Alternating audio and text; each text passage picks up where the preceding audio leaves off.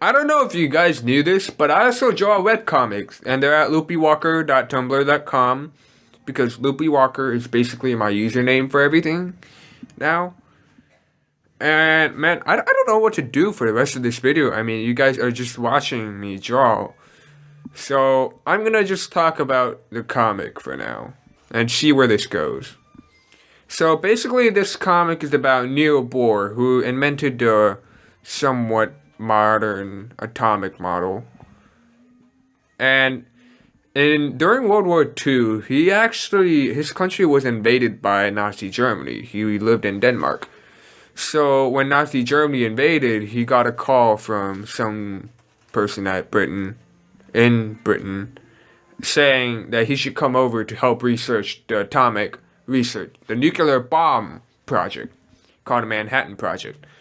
So he had to fly over to Britain, but it was World War II, guys. Like, you can't just take any commercial airline and fly to Britain. No, you gotta take like some military plane and fly over there. So Neil Bohr had to fly in the bomb bay of an airplane. And at this time, airplanes weren't really pressurized and they weren't heated. So Neil Bohr was probably freezing up there. And in fact, when the pilot had to go up to higher altitudes to avoid being detected by German fighters, Neil Bohr actually forgot to put on his oxygen mask. Dang it! So Neil Bohr actually fainted on the way to Britain, and the pilot didn't realize it until they were over the sea. What's that called? English Channel. That's what it's.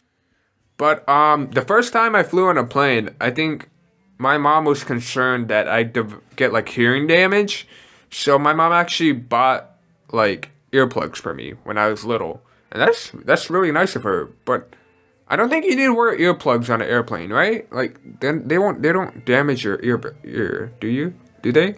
And I know a lot of people don't really like air travel for some reason, mainly because of the food. But I actually do like the airplane food for some reason, and I don't get air sickness or car sick very easily. I did get train sick one time. I literally had diarrhea for a week. That was terrible.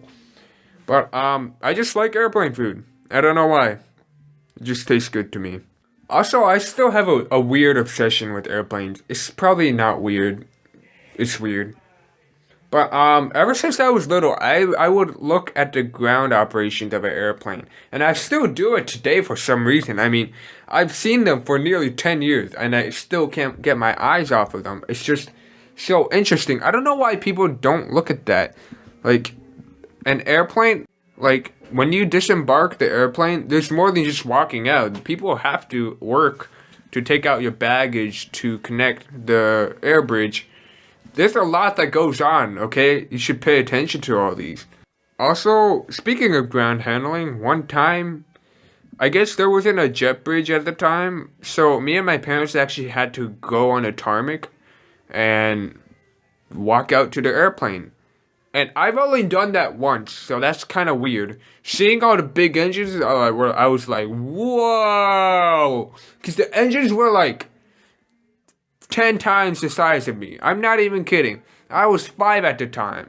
And those engines were just giant.